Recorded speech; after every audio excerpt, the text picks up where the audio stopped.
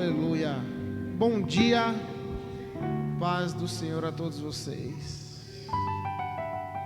Amém. Abra sua Bíblia comigo em Jeremias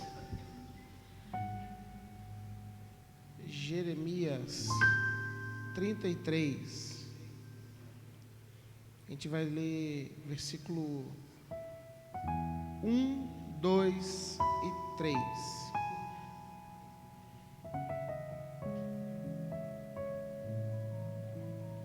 Jeremias 33.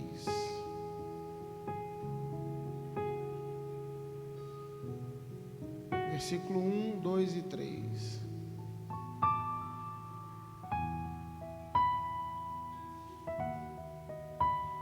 Jeremias ainda estava preso no pátio da guarda quando o Senhor lhe dirigiu a palavra pela segunda vez. Assim diz o Senhor que fez a terra, o Senhor que a formou e a firmou. Seu nome é Senhor. Clame a mim e eu responderei e direi a você coisas grandiosas e insondáveis que ainda não conhece. Feche os seus olhos, por favor. Senhor, em nome de Jesus, obrigado pela tua graça, pelo teu amor e pela tua misericórdia.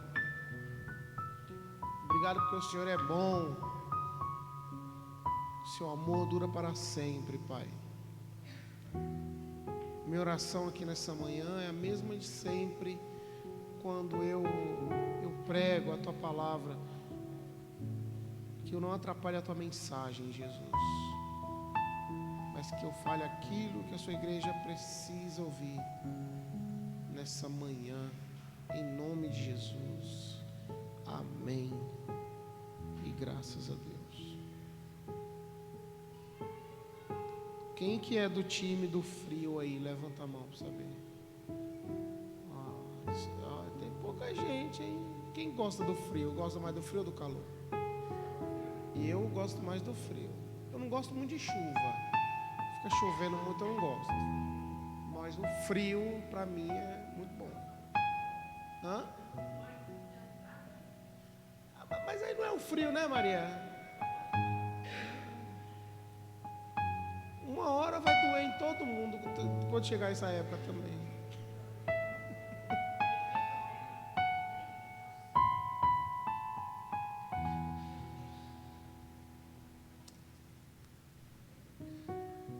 Gente, eu já,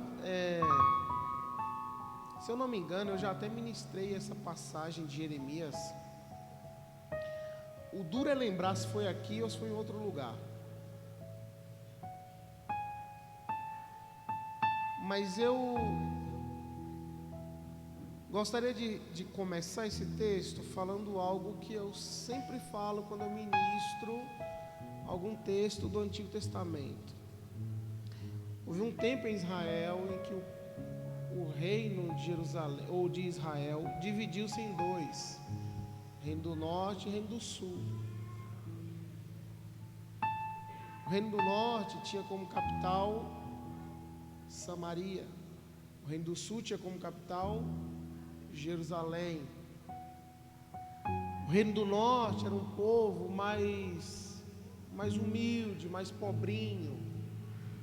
O reino do sul era um povo mais abastado financeiramente. Quando Jeremias nasceu, já havia mais ou menos aí uns 70 anos em que o Império Assírio havia conquistado o Reino do Norte. Então, quando Jeremias nasce, Jeremias já nasce num sistema opressor, de uma monarquia opressora. Já havia um rei que oprimia o reino de Israel, ou melhor, o reino do norte, Samaria, no nascimento de Jeremias. E isso se estende por longos anos. Então, quando Jeremias foi chamado por Deus para profetizar em Israel, ele não entende que tem o cacife necessário para profetizar como boca de Deus ali. Porque na cabeça de Jeremias, quem deveria ser chamado seria alguém que fosse do sul, de Jerusalém, porque é um reino livre, que não tem um opressor sobre ele, as pessoas nascem livres, o templo está em Jerusalém. Então na cabeça de Jeremias funcionava assim: como que eu vou profetizar para nós, sendo que aqui em Samaria não tem nem templo e nem o nosso rei é nosso, é o rei assírio. Mas a resposta de Deus para ele, nesse momento da vida, em que ele questiona o chamado de Deus, e aqui vale um parênteses aqui para a gente. Esses dias mesmo a gente estava conversando aqui, né, pastorzão, sobre as pessoas que são mais velhas na fé, sabe?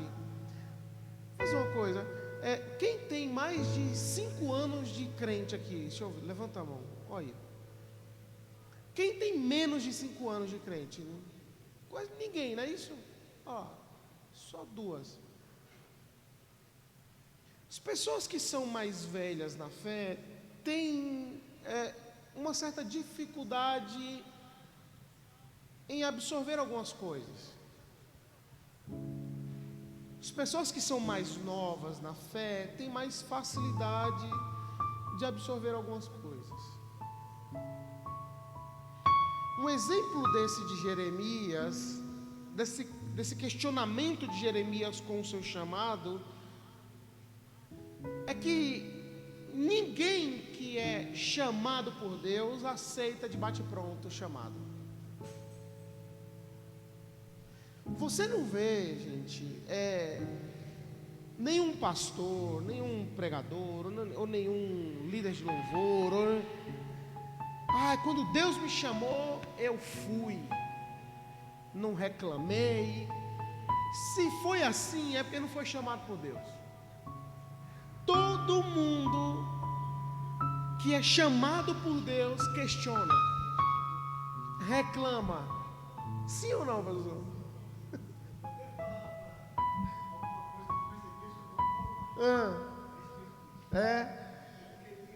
Quem é que quer? Quem é louco de cuidar de um povo? Gente, vocês têm noção de que a responsabilidade da vida espiritual de vocês é nossa?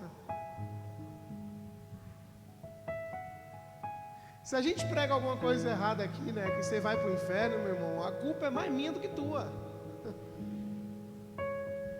Porque vocês tendem muito mais a acreditar naquilo que é falado daqui do que propriamente em ler o que está escrito. Estou errado ou não? Não deveria ser assim, mas a gente é. Então, o chamado de Jeremias é um chamado de alguém que julga não ter a capacidade mínima de falar sobre Deus para ninguém. E quando ele questiona isso para Deus, dizendo assim: Deus, não, para mim não é, talvez seja para alguém lá do sul. A resposta de Deus é no versículo 5, que ele diz assim: antes de te formar no ventre, eu te conheci. Antes que saísse da madre e da sua mãe, eu te santifiquei. E as nações te dei por profeta. Essa é a resposta de Deus para o questionamento de Jeremias. Agora, quando Jeremias começa a profetizar, aceitando esse chamado de Deus, quem não gosta muito é o povo que ouve as mensagens que Jeremias prega. Porque uma nação, um reino já havia caído, que era o reino de Samaria. E as mensagens de Jeremias não era que Samaria seria liberta. Tinha quantos reinos em Israel nessa época? 2. O reino do norte e o reino do sul. O reino do sul tinha como capital Samaria, que já estava sendo escravizada pelo reino assírio. O reino do sul tinha como capital Jerusalém, que ainda estava livre. Jeremias se levanta do reino do norte e ao invés dele dizer assim, olha, Deus vai libertar Samaria, ele diz, não, Deus vai punir Jerusalém. Não é o reino do norte que vai ficar livre, o reino do sul também vai ser escravizado. Essa é a mensagem de Jeremias.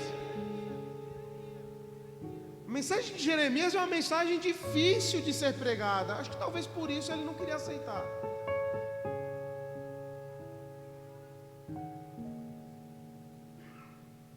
Olha que uma das primeiras profecias de Jeremias para o reino do sul, lá em Jerusalém. Jeremias 4, versículo 5. Anunciem em Judá, sul. Proclamem em Jerusalém, no sul. Toquem trombeta por toda a terra, gritem bem alto e digam, reúnam-se.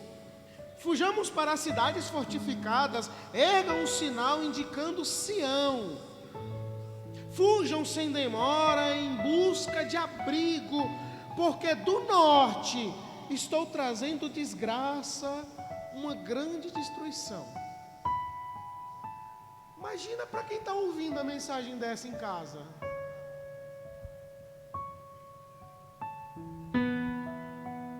Inclusive nos primeiros anos de governo, foi quando o profeta proclamou o que dentro da teologia é considerado uma das maiores profecias de Jeremias em sua vida. Essa profecia foi tão pesada que Jeremias foi proibido de entrar no templo.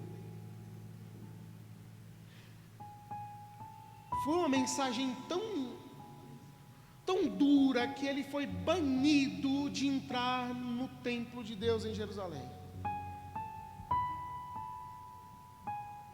Ouça isso daqui, Jeremias 7, versículo 1.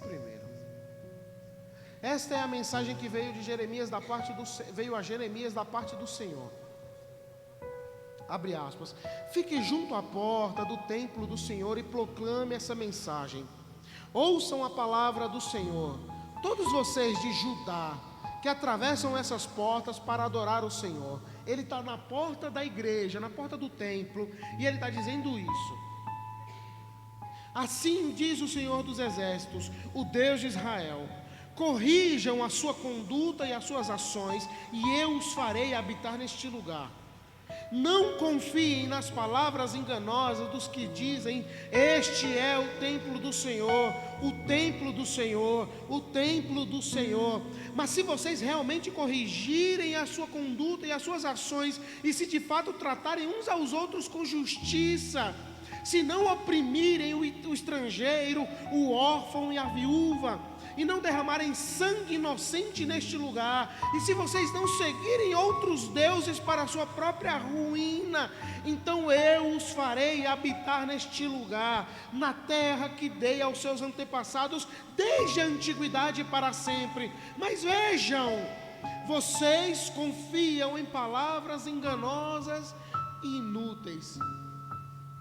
40 anos, gente, Jeremias viveu profetizando coisas como essa, duras, difíceis de engolir.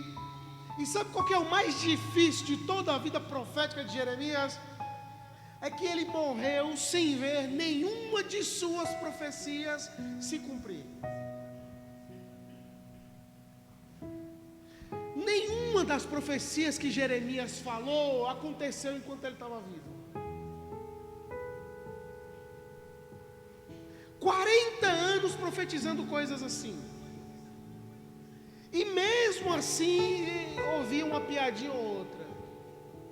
40 anos dizendo coisas duras como essa, E quando passava na rua ou ia no mercado comprar um pão de manhã, alguém falava assim: aí o profeta, o falso profeta que profetiza e não acontece. Agora, como é que fica a cabeça, lembrando que Jeremias tinha por volta de 25 anos de idade, como é que fica a cabeça de um jovem que recebe uma mensagem de Deus, proclama essa mensagem, sem querer, vai preso por essa mensagem, é banido de entrar na igreja, e mesmo assim não vê nenhuma das suas mensagens serem cumpridas? É quando chega um ponto da vida dele que ele está preso, e ele diz esse texto aqui, ó, Jeremias 20:14: maldito seja o dia em que nasci, jamais seja abençoado o dia em que minha mãe me deu à luz. Maldito seja o homem que levou a notícia ao meu pai e o deixou alegre, quando disse: você é pai de um menino. Esse é um texto de alguém que está angustiado em seguir a Deus. Esse é um texto de alguém que está entristecido de caminhar no Evangelho. Porque nem sempre o Evangelho é feito com a estrada dos tijolos amarelos. Às vezes a gente pisa muito mais em espinhos do que caminha em um asfalto liso. Às vezes na nossa caminhada cristã a gente tem muito mais dores de cabeça do que alegrias. Às vezes a nossa caminhada cristã acontece muito mais coisa que nos deixa solitários e sozinhos do que a gente está acompanhado com alguém que vai nos dar um ombro para poder nos consolar em alguma coisa. Às vezes a gente está em alguma fase da vida na caminhada, seguindo a Deus, obedecendo a Deus, fazendo o que Ele pede, e mesmo assim a gente se encontra assim, igual Jeremias. E tudo que a gente tem é uma promessa de Deus que ainda não se cumpriu.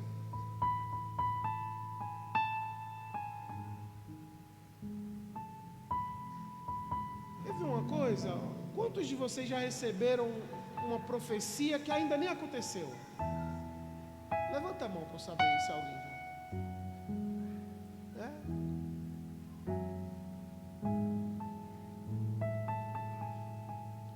Às vezes a gente vive assim: Deus, mas você não falou?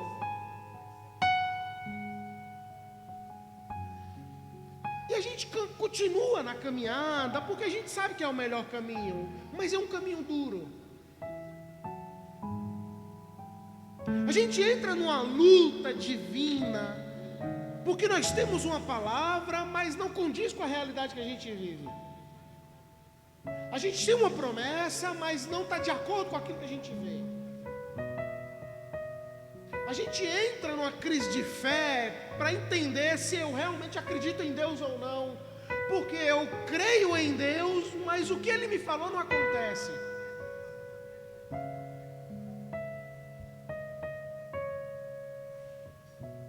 Aí depois dessa oração de Jeremias dizendo assim: maldito seja. Aí o texto vem dizer aqui, logo no texto que a gente leu, Jeremias 33, ele ainda estava preso no pátio da guarda quando o Senhor lhe dirigiu a palavra pela segunda vez. Assim diz o Senhor que fez o céu, que fez a terra, o Senhor que a formou e afirmou, o seu nome é o Senhor. A mensagem de Deus é curta: clame a mim, e eu responderei, e direi a você coisas grandiosas, insondáveis, que ainda não conhece. O que Deus estava dizendo para Jeremias, e talvez pode até servir para nós hoje, é: não importa a posição que você esteja, não importa onde você esteja, não importa a dificuldade que você esteja, não importa a condição que você esteja, clame ao Senhor. Se você tiver com um problema, seja ele espiritual, financeiro, físico, psicológico, mental, não sei, clame ao Senhor.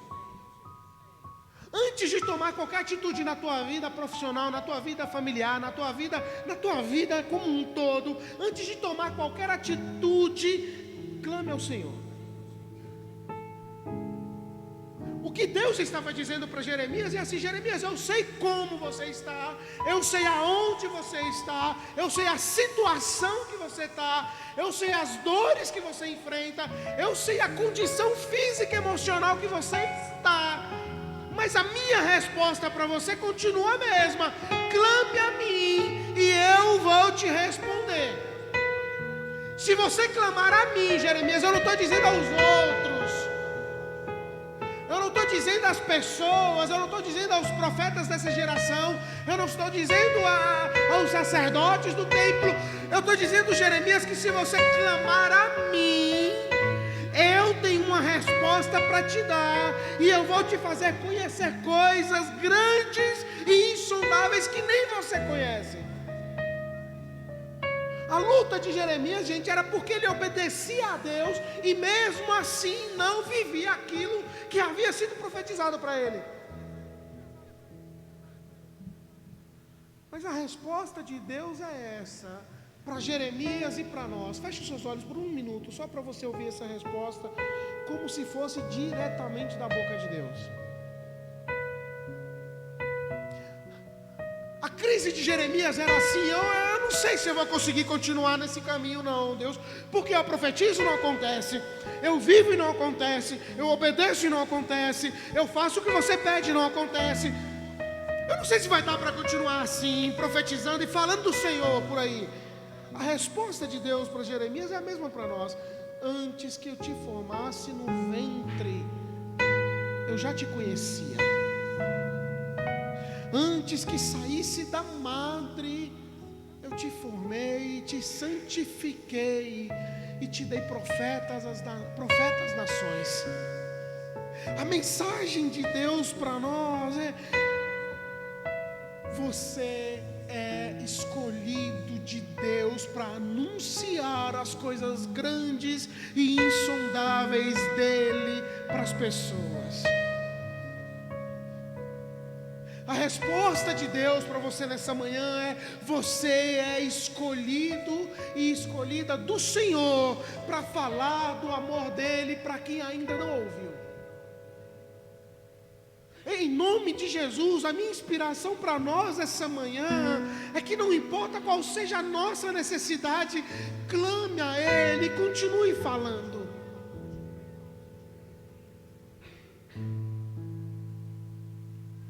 Jeremias conclui uma de suas profecias dizendo assim, dias virão, declara o Senhor, em que levantarei para Davi um renovo justo, um rei que reinará com sabedoria e fará o que é justo e certo na terra. Em seus dias Judá será salva, Israel viverá em segurança, e este é o nome pelo qual será chamado: o Senhor é a nossa justiça.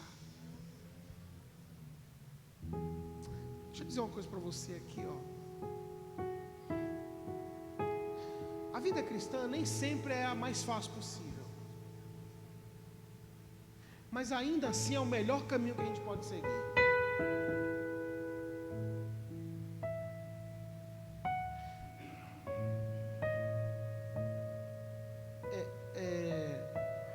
Não lembro o nome dele, mas tem um teólogo antigo que ele fala assim: o exército cristão é o único exército no mundo que atira em seus próprios fiéis. O exército cristão é o único exército no mundo que atira em seus próprios fiéis. Você sabe por que a vida cristã não é tão fácil assim? Porque a gente dificulta uns para os outros. Se a gente vivesse mais do que a Bíblia diz, do que os nossos achismos, a gente viveria melhor. Se a gente falasse muito mais do amor de Deus às pessoas do que das pessoas para as pessoas, entendeu? A gente viveria melhor.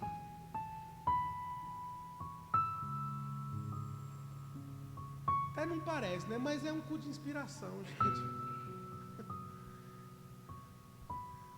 Quero te inspirar a continuar caminhando, independente das dores que a vida cristã vai te trazer. Porque vai. Não quero maquiar o evangelho para você como se fosse o maior conto de fadas do mundo. Mas o que eu quero dizer é que, independente das coisas que você passar na vida cristã, clame ao Senhor, porque Ele tem respostas grandes e insondáveis para você. Pode não ser hoje, pode não ser amanhã, mas dias virão em que a gente vai viver melhor. Está chegando o aniversário da igreja e dias virão em que os cultos voltarão a ser lotados.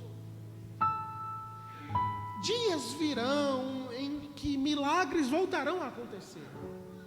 Dias virão em que louvores incendiarão os nossos corações.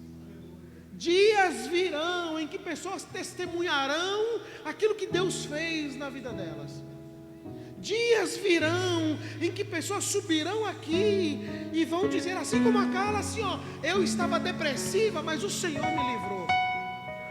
Dias virão em que pessoas subirão aqui, pegarão o microfone e vão dizer assim, o meu casamento estava destruído, mas o Senhor restaurou. Dias virão em que pessoas subirão aqui, pegarão o microfone e vão dizer, eu estava desempregado, estava ruim a coisa, mas o Senhor me ajudou a ficar de pé. A caminhada estava difícil, mas eu permaneci firme, e hoje eu estou vendo o que o Senhor pode fazer. Ei, a resposta de Deus para nós é: clame a mim, e eu te responderei, e te anunciarei coisas grandes e firmes que você ainda não conhece. Se coloque de pé, por favor.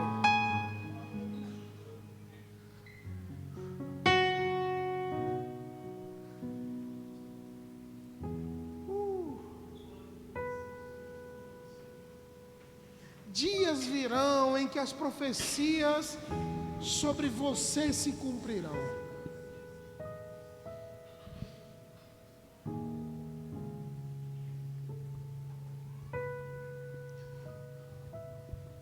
Essas ações que o pastor faz de fazer a gente orar sobre as cadeiras, declarando o nome de algumas pessoas, isso é um ato profético, gente.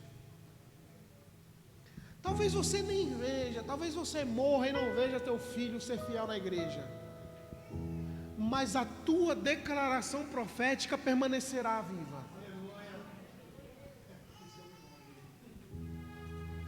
A profecia não morre, a gente morre, mas a profecia, ela se estende.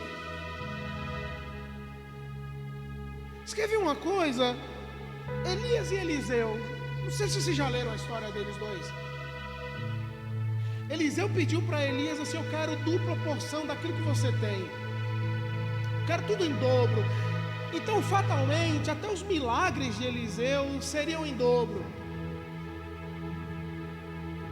Elias fez 8 milagres em toda a sua vida. Em toda a sua vida Elias fez 8 milagres. Você sabe quantos milagres Eliseu fez em toda a sua vida? Em toda a sua vida, sabe quantos? Se seria o dobro, seria quanto? Ele fez 15.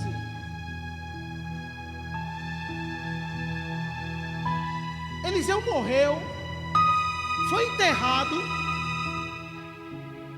Em um dia, anos depois, uma guerra aconteceu, um povo morreu. Enquanto os soldados estavam sepultando alguns corpos, eles abriram uma cova, os ossos de Eliseu estavam nessa cova. Quando jogou um soldado lá dentro, que tocou os ossos de Eliseu, o que aconteceu? O soldado foi ressuscitado. A profecia não morre com a gente. Continue profetizando, continue falando, continue declarando, continue clamando, porque dias virão em que essas profecias se tornarão realidade. Dias virão em que os seus filhos estarão de mãos dadas com você, dizendo: Jesus é o Senhor. Dias virão em que toda a tua casa declarará: o Senhor é o meu pastor e de nada terei falta. A mensagem de Jeremias conclui dizendo assim, e eu quero profetizar ela para vocês aqui nessa manhã. Se você acredita nessa profecia bíblica, assim, estenda suas mãos. Jeremias 29:11. Porque sou eu que conheço os planos que tenho para vocês. Planos de fazê-los prosperar e não de causar dano. Talvez você está vendo tudo não dando tão certo quanto você gostaria. Aí você, ai, Deus me abandonou. Não. O Senhor tem planos de fazê-los prosperar e não causar danos. Planos de dar a vocês esperança e um futuro. Então vocês clamarão a mim. Virão orar a mim. Ei, não é para orar, não é para clamar aquela irmã fofoqueira, não é para clamar no WhatsApp, não é para clamar no Instagram, não é para clamar no Facebook. Vocês virão e clamarão a mim, orarão a mim, e eu os ouvirei. Vocês me procurarão e me acharão. Quando me procurarem de todo o coração. Dias virão em que o Senhor estará conosco, nos fazendo prosperar em todas as coisas. Feche os seus olhos, vai, e cante isso.